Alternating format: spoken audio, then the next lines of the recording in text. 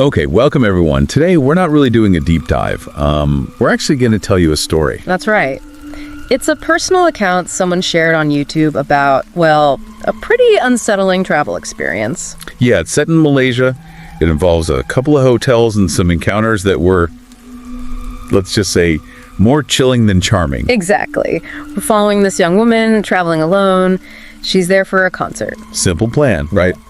Fly in, stay near the airport the first night because she arrives late, then move to a city center hotel the next day. Seems straightforward enough, but those nights didn't quite go as planned. Not at all. So picture this.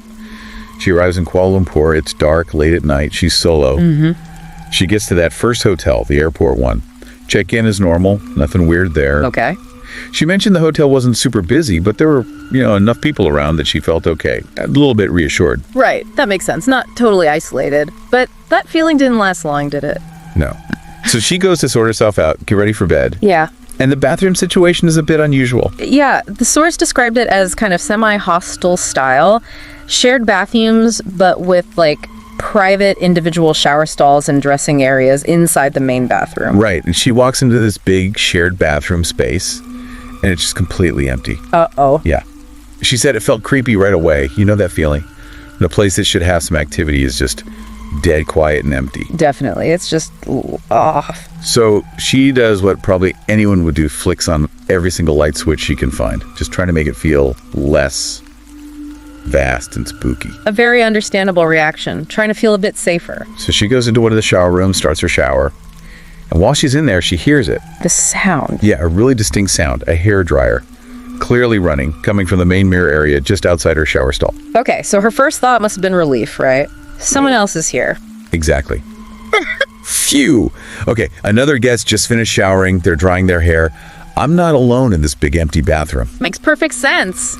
That background noise can be comforting. But this is where it starts to get weird. She finishes her shower, she's toweling off. And the hairdryer is still going. Still going, nonstop. It's been running for a while now. Okay. She thinks, okay, they're taking their time. But she decides to just hurry up, finish drying off. Maybe she'll see them when she comes out. Okay, so she's ready to leave the shower stall. This is the pivot point. She opens the door of her little shower room. She looks out towards the mirrors where the sound was coming from. Yeah. The instant she opens that door and looks, the hairdryer sound cuts out. Just stops. Instantly. Not fades out, just stops dead. Stops dead. And it's followed by this thud. A thud, like what? Like maybe something being unplugged or dropped onto the counter. Like a sudden solid sound right after the dryer noise cut off. Okay, that's creepy. And when she looked... The area. Completely empty. Nobody there. Nobody. Absolutely no one in the mirror area. Nowhere else in the shared bathroom she could see. Wow. That must have sent a shiver down her spine. The sound stopping the second she looked. And that thud. It feels reactive, not just someone turning it off normally. Exactly. So her unease just skyrockets into actual fear. What does she do? Well, she goes over to the hairdryer itself. It's one of those wall-mounted types. Right, common in hotels. And she checks how it works. And this is key. You have to press and hold down a button for it to stay on. So it's not a switch you just flick on and leave. No. The second you let go of the button, it stops. So it couldn't have just been left running. Someone or something had to be actively holding that button down. And let go the moment she opened the door. That's the only conclusion that makes sense based on how the dryer worked. Chilling. So what was her reaction then? Pure fear, basically. She just bolted, got out of the bathroom fast, ran back to her room, locked the door tight. I don't blame her. Yeah, she just wanted to hide, basically. Yeah. Get under the covers, try to sleep, just make it to morning so she could leave that hotel. What a horrible first night. You'd hope things would get better after checking out. You really would. So morning comes, she wakes up, and yeah, last night feels very real, not just some weird dream. She packs super fast, checks out immediately, no messing around. Yeah. Heads straight for KL Central. Okay, the main transport hub. Makes sense. Get to the city center, to the next hotel. Right, a fresh start. She gets to hotel number 2 near KL Central around midday. But check-in's usually later, like 2 or 3 p.m.? Exactly. So she can't get a room yet. She leaves her luggage with the hotel staff, goes off to her concert for the day. Okay, trying to salvage the trip. Enjoy the concert. Right. Puts the creepy hairdryer incident aside. She gets back to the second hotel pretty late that night, maybe 10 p.m. Tired, ready for bed. Time to check in properly. She goes to the desk, Standard procedure. Passport, booking details. The staff member is checking everything. Then they pause. Yeah, according to her story, the staff member disappears for a quick moment, comes back, and asks her this rather specific question. Which was? Can you stay on the second floor? Is that okay? That is a bit odd, isn't it? Asking about a specific floor, usually they just hand you a key. Yeah, she thought it was a little strange too, but she was tired, didn't really question it much.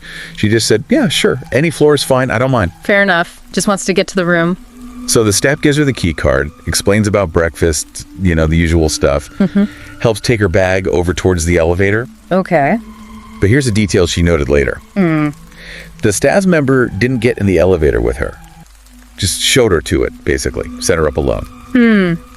Interesting in hindsight, maybe. Very interesting, given what happens next. So she gets into the elevator, alone, key card in hand, ready to press 2 for the second floor. Yeah.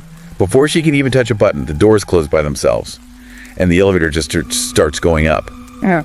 Automatically. Wait, she didn't press anything, it just went. That's what she said. It just started moving. And guess where it stopped? Let me guess. The second floor. Bingo. The doors open automatically on the second floor. The floor she was just asked about. Okay, right. That's definitely weird now. What does she think? Maybe someone on that floor called the lift? That was her rationalization. Yeah. Trying to find a normal explanation. Maybe someone had just called it. So she steps out into the hallway. Expecting to see someone waiting. Exactly.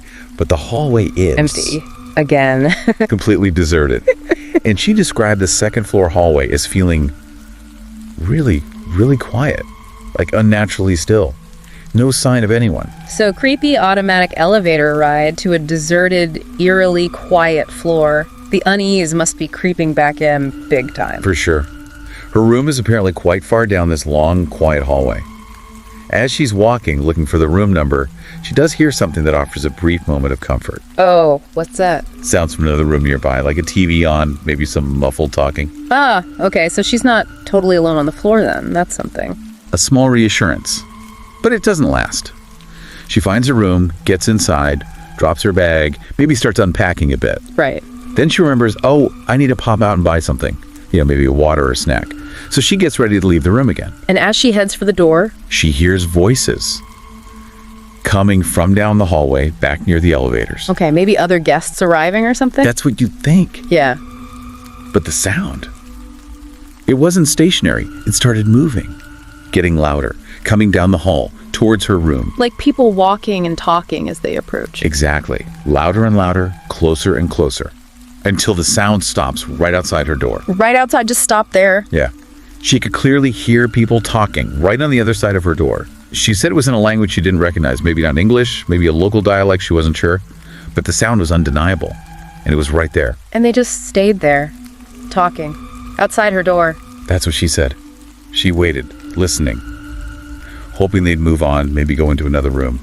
But the talking just continued, right there. Not moving away, not fading, just constant chatter right outside. Oh, that's incredibly unnerving. Being trapped inside, hearing that just outside. What did she do? She felt really freaked out, obviously. But she also really needed to go out. So she kind of psyched herself up, decided to just quickly open the door, maybe act casual, say hello, pretend she wasn't terrified. Brave. Okay, so she opens the door. And the hallway is completely empty. Again. The instant she opened the door, the voices vanished. Yeah. Stopped cold. And the hallway was deserted. Nobody there. Wow. That's terrifying. The sound just cutting out the moment she reveals herself. Just like the hairdryer, gone. Her reaction this time, just sheer terror. Forget going out. Yeah, I wouldn't go out either. No way. She slammed the door shut, locked it immediately, turned off all the lights, and just got straight into bed. Pulled the covers up. And just hoped for sleep. Prayed for sleep. And thankfully, she said she actually did manage to fall asleep eventually, and wasn't disturbed again that night. But still, what an experience. 2 nights, 2 different hotels, and this pattern of really specific, reactive, and unexplainable events. The hairdryer, the elevator, the voices, all stopping the moment she could potentially see the source. Exactly. It's not just random bumps in the night. It feels targeted, almost playful in a sinister way. And then comes the checkout the next morning. That's where it gets even stranger, if that's possible. Right. So she wakes up. The fear from last night is very fresh. She decides, nope, I'm done. Skips breakfast, just wants out. Understandable. Goes down to the front desk, hands over her key card. The staff member takes it, looks at something, then disappears for a second. Okay. And comes back with 2 other staff members. And all 3 of them are looking at her. And she said they looked really confused, bewildered, and like a bit scared themselves. The staff looked scared of her. Or of her situation, maybe. Their reaction was definitely not normal checkout procedure. Then one of them asks her directly, "Who checked you in last night?" Wow. Okay. And they ask if she can identify him from a board they have with staff photos and names. They want her to point out the guy from the night before. That's highly unusual. Totally. So she looks at the board, and she describes the guy who checked her in, the one who took her bag to the elevator. What does she say he looked like? She described him pretty clearly. Large build, dark complexion, had a mustache and a beard. She used the term cock descent to describe his appearance. Okay, a specific description. Yeah. And they find him on the board. They searched the board, looked through all the photos and names, and told her there was no one matching that description working at the hotel. What? No, but she talked to him. He gave her the key. He took her bag. I know, it makes no sense, right? But the staff were insistent. No employee matched that description. How is that even possible? That's mind-bending. This is the climax, really. Seeing how confused and scared the staff were, and hearing that the guy who checked her in apparently doesn't exist, she just had to ask them, what is going on? Yeah, I'd want to know too. Did they tell her? They hesitated, but eventually, one of them told her the truth. They revealed that the hotel does not rent out rooms on the 2nd floor. Wait, what?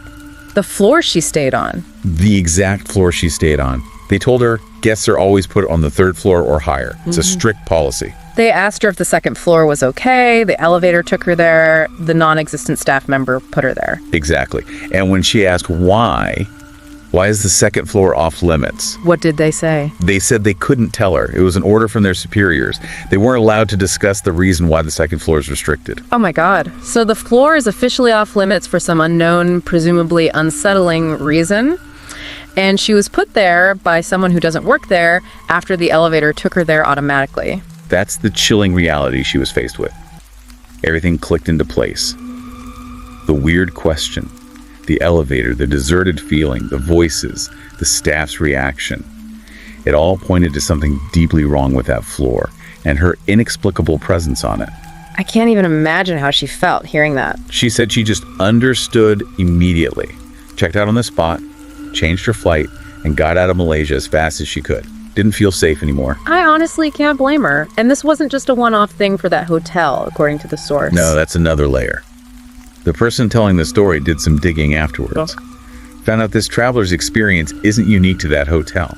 Other guests have reported weird stuff too. Lots of them. And apparently not just Thai tourists, but European American visitors too. Similar stories of strange happenings. So it's not just like cultural interpretation. Something is definitely associated with that place. Yeah.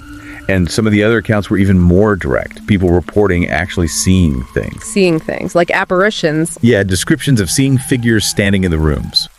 Which takes it beyond just sounds and feelings into full visual phenomena. Okay, that's terrifying. And get this, the person who shared the original story, they actually had plans to stay at that exact hotel themselves before the pandemic hit. No way. Yeah, their travel plans got canceled. And now, after hearing this story and finding the other reports, they are incredibly glad they never ended up staying there. I bet. Dodged a bullet, maybe. Yeah. It really makes you think, doesn't it? Yeah. We hear ghost stories associated with specific places. Maybe Thailand comes up a lot. Right. This source mentioned that too. But pointed out that, spooky stuff happens everywhere. They mentioned a Japanese friend who thinks Japanese ghosts are even scarier. Every culture has its eerie side, its unexplained tales. This Malaysian hotel story just fits right into that global pattern of places with issues. So just to recap this wild ride, the impossible hairdryer, the automatic elevator to the forbidden floor, the phantom voices right outside the door that vanished, and then the hotel staff basically confirming the floor is off limits, and the check-in guy was a mystery. It's such a compelling sequence. Each event builds on the last, leading to that final, disturbing confirmation from the hotel itself. It really lends weight to the idea that something deeply unsettling is connected to that 2nd floor. It really underscores how the ordinary can become extraordinary or terrifying in an instant. A regular hotel booking turning into this. Makes you wonder about the hidden stories behind so many places we pass through. Especially hotels. So many people passing through, so much transient energy. And when a whole floor is deliberately kept empty, that speaks volumes. It really does. It leaves you with that question. What could possibly make a hotel decide to just wall off an entire floor? What history, what events are so bad they can't even rent out those rooms? What's really hiding on the second floor? A question that might be best left unanswered, perhaps? Perhaps. Well, that's the story we wanted to share with you today. If you found it as chilling as we did and want to hear more tales like this, please do give this video a like, share it with anyone you think might appreciate a good scare, and definitely subscribe to our channel, Horror Docs. Your support helps us keep finding and sharing these unsettling accounts. Thanks for listening. Yeah, thanks everyone.